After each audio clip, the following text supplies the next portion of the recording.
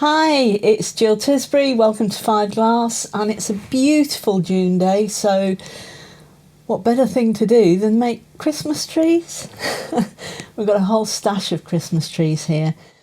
Probably the most popular things that our students make, and so we make them all year round, and they're very popular at craft fairs as well.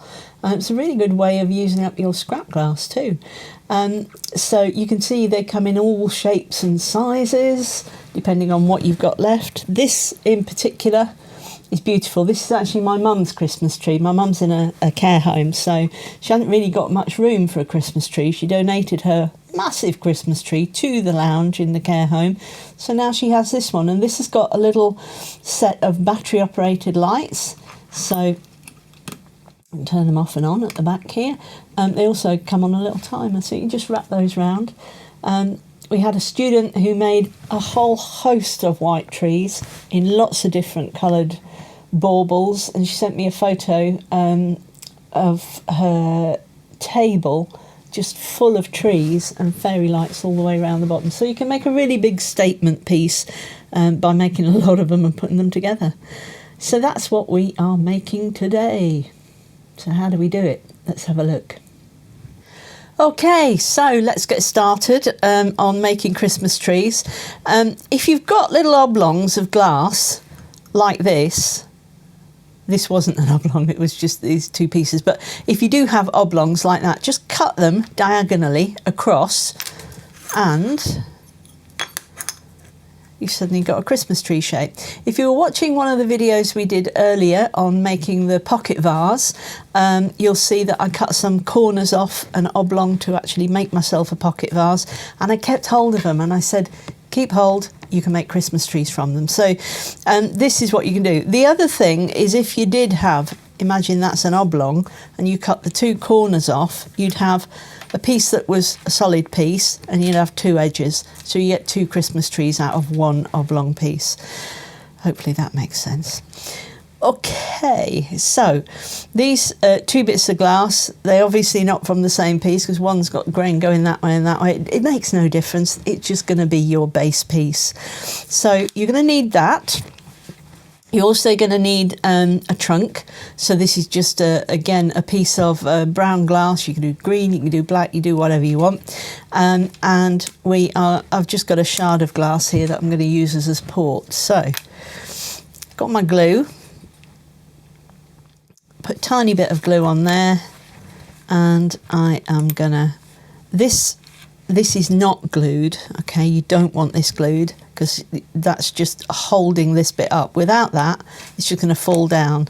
So if you hold that up, it's obviously the same thickness as this, and it allows that to glue in place. Now, if you've used glass tack before, you'll probably know that glass tack doesn't go off for about 30 to 40 minutes. You do need to use glue on this, and I'm also working on a cutting mat because this needs to be all solid so that you can move it to the kiln. If you want to, you can work on a baseboard, on a kiln board, and then just put the whole thing in your kiln. But I just generally work on here, and then by the time I've finished, I can just push these off onto my kiln shelf or kiln board. Okay, actually I'm going to leave that where it is, that's fine. I'm just going to get hold of one of these. This is one I made earlier. You can see here that you want to make sure you've got enough space to be able to put this into your block of wood. Oh, cameraman's on the case here. There we go. I'm just going to pull that out. So that's my little block of wood. I'll show you how we drill those later on. And this just fits into the bottom of here. It's a very tight fit, and you want it to be a tight fit. You don't want this flopping all over the place. But you do want to be able to take it out and put it away if you're not going to keep it up all year round. Some people do, but a lot of people put it away with their Christmas decorations. So because that goes in here, you can probably see, what's that, just less than a centimetre 1 centimetre depth. So that is going to sink into there by just less than a centimetre, and then also the bits that come off the edge, you don't want them banging into this. So you want to make sure that when this is glued onto here, you've got enough space here for you to be able to put your shards of glass on, which is what we're going to do next. Okay, let's put that out of the way so we don't knock it off. Thank you very much. Do you think you want paid extra for doing that, Mr. Cameraman? He's nodding. Right, put some glue around here. I'm going to go all around the edge of this. Don't go too mad, because don't forget, sometimes this can boil and it can spit bits of glass off. But we should be okay with this. So what colour am I going to make? I'm going to go with this one. This is white glass. There's some really special glass in here, actually. So I'm going to show you this. I'll put that on the brown and you can probably have a look at that. This is actually white streaky glass. But when we use it to make a tree, that white streaky looks gorgeous. It looks like a frosted tree. So you can make white, I guess, snow-covered trees, but I like to mix it up and put it with maybe some green, maybe some other colours. It's entirely up to you. I can normally tell what the fashion is for the year by the colours that my student make of their trees. The reason I call that special is we recently remade the lights for the Savoy, thank you. Cameraman's earning his money today, isn't he? Savoy Theatre in London. And because they're Art Deco, we had to match them up and we use this. So we call this Savoy Theatre glass in the studio. Right, so I've got shards of glass here. Just incidentally, if you're wondering, well, how do I actually make those shards of glass? Again, these would have been scrap pieces of glass, and we just generally use, they're not small enough, we generally use mosaic nippers. And so if you use the mosaic nippers, use them wheels uppermost, and if you pop the glass into there at an angle and then just give it a squeeze, you can break your glass. You're not going to break it other way. And if you use these, you're going to get these odd, as you can see on there, odd sort of shapes, more organic shapes than normal. So mosaic nippers are what you want to chop your glass. So what I'm doing here, I'm going to be quite random with these, but I'm going to use the larger bits at the bottom and smaller bits towards the top. So let's find some other colours. I'm going to mix that with this. This you can find on our website, in our web shop. This is green confetti glass. Got other colours as well. We're going to use this interspersed with these little pieces to make it maybe look a bit more natural, like it's snow covered. So you can choose whichever pieces you want, but again, take your time with this when you go through your bag of stuff. So you don't need shards. If you haven't got shards, you can use just confetti glass on its own. I say random, but there probably is going to be a bit of a pattern to it. So what I'm doing here is I am going right up the edge of the tree. Now, I had no idea. Maybe somebody knows why this happens. You can let me know. So I tell my students that you want your tree to look like, you know, an archetypal tree might look. I know branches go all over the place, but if you think about the shapes that we've got here, you can see this is a nice curve shape to it. So you want these shapes to go like this. This is what happens in my studio. So suddenly all the shapes that people put in start to twist and they start to go like this, and suddenly my tree looks like it's shrieking and going mad. So try and remember that you want your tree to look tree shaped. So what we want is for this to go around the edges like this, glued on. Let's just fix this. So keep them all going just angled downwards. Let me move that because that's quite a big piece actually. We'll put this on this side. Turn them over if necessary, find some nice shapes, get them in place until you get the edges all fixed up like this.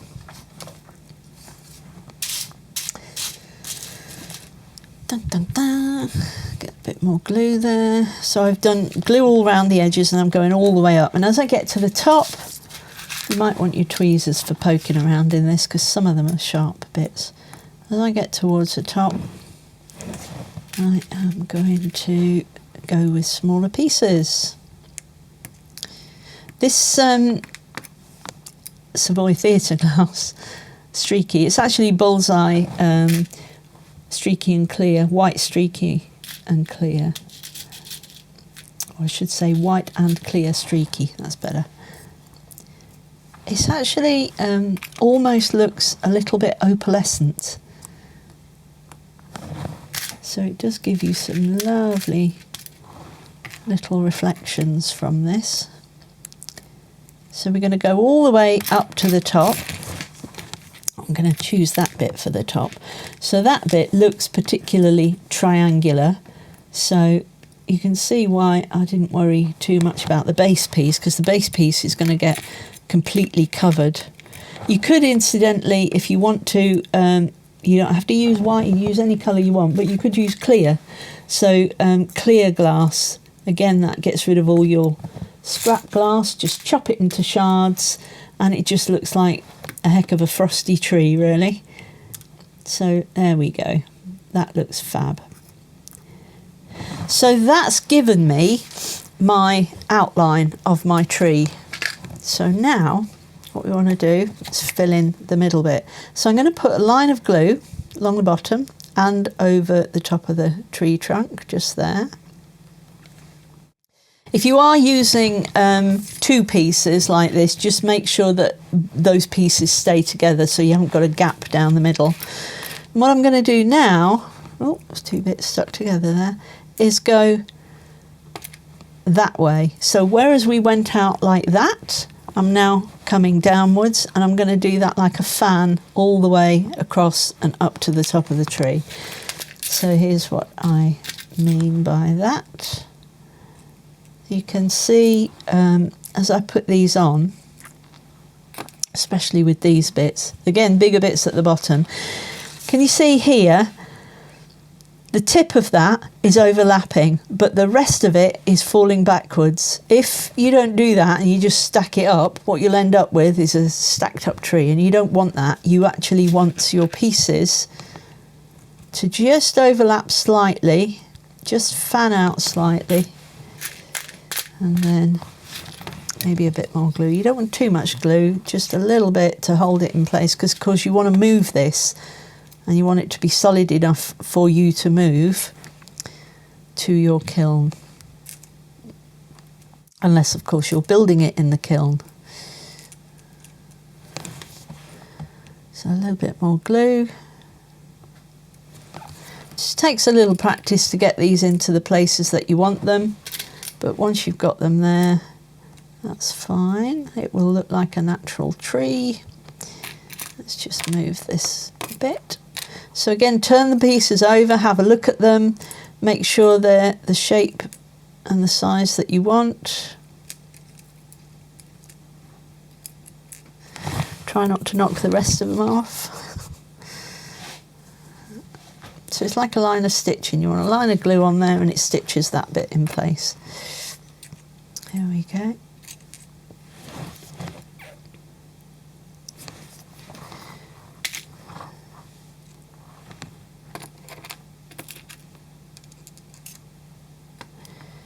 You can see how that's growing. That's not quite the size that I want.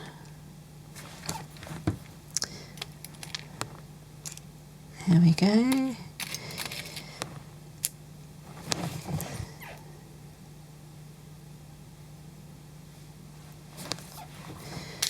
Find some more bits. And these fuse down quite nicely. I'm going to tack fuse this fairly obviously. I don't want to lose the texture because that's what this tree's all about. is that beautiful texture on there. Let's get these on here.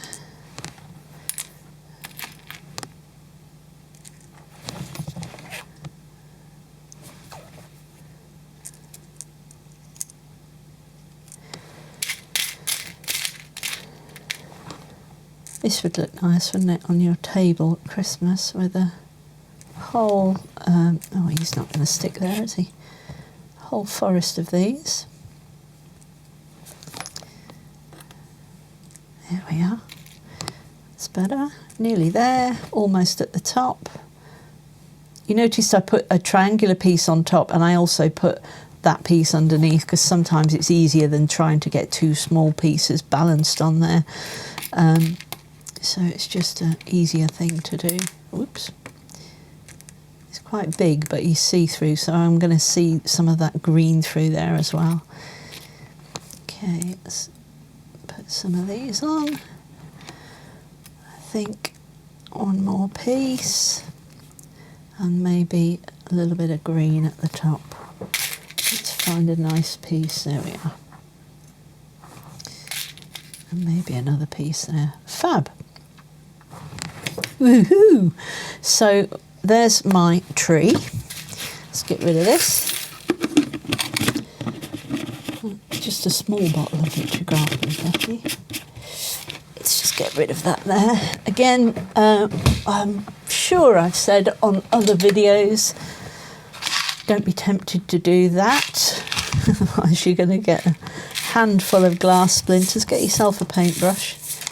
And these can just go back into the box. Tidy that out the way. Lovely jubbly. That can go back up with all of the rest of my shards in all sorts of colours here. And then I think we'll have a bit of sparkle. So we've got some dichroic crystals. These I get from Warm Glass here in the UK. You get them from wherever you get your glass from. These are coarse crystals. Look like a little pot of diamonds. So we like that a lot. Very sparkly. Oops. Let's put that back in there. So on the top, we want a star. So find yourself a nice one. Now, ideally, like this one here. It's quite nice.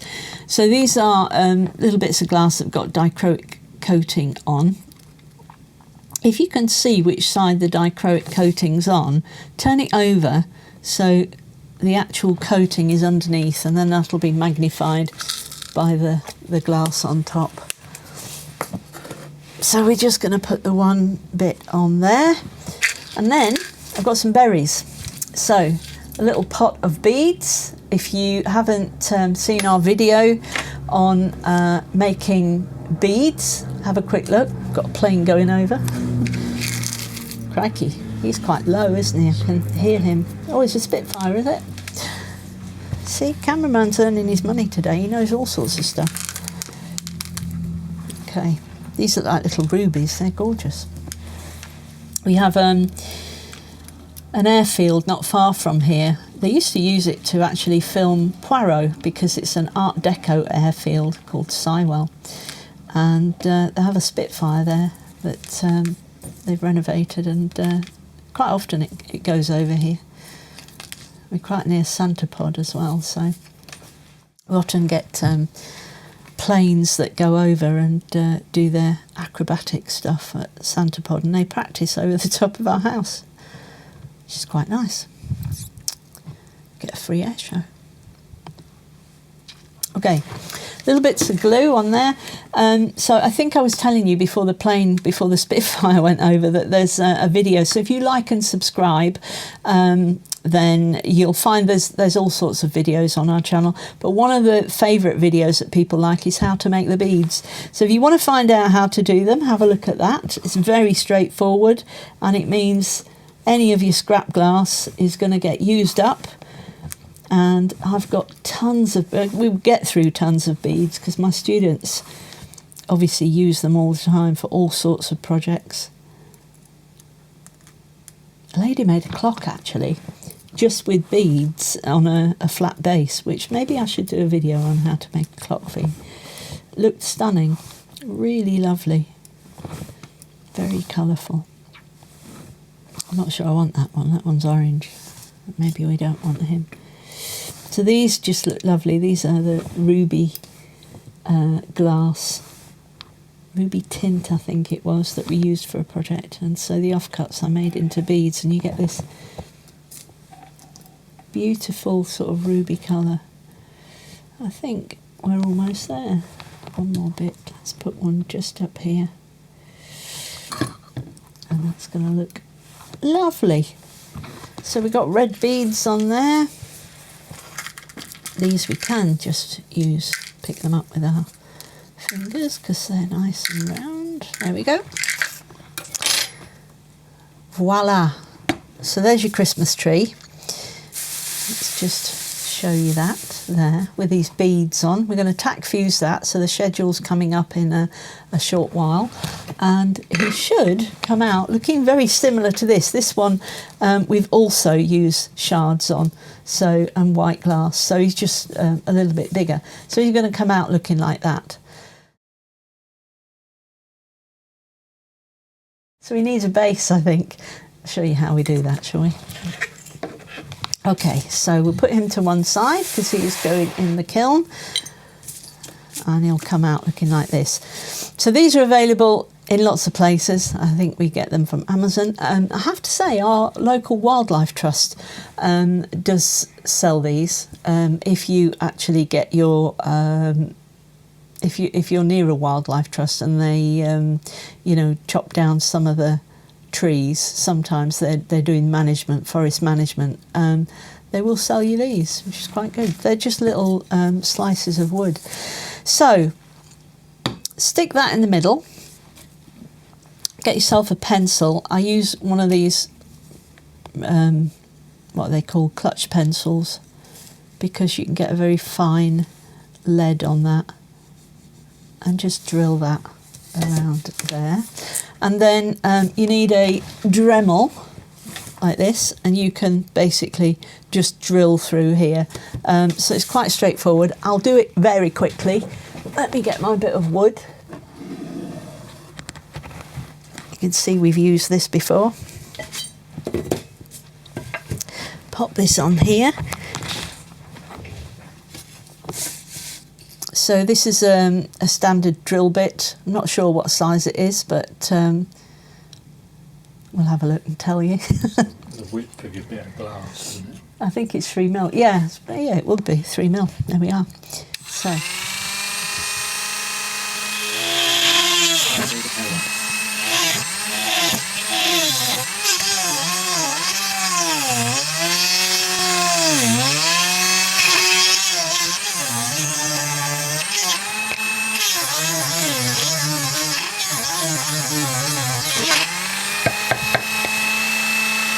Tidy that up a bit. Let's just have a quick look, see if that fits. Oh, nice and tight. And there we go. So it's quite straightforward. It's really easy to do. You can take a bit more time than I did there. It's useful to have a piece of wood like this to obviously drill into.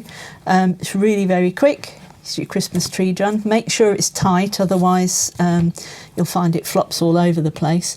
But lovely, quick and easy, beautiful Christmas trees. Hope you enjoyed that, and we will see you on the next one. Take care, happy fusing, bye.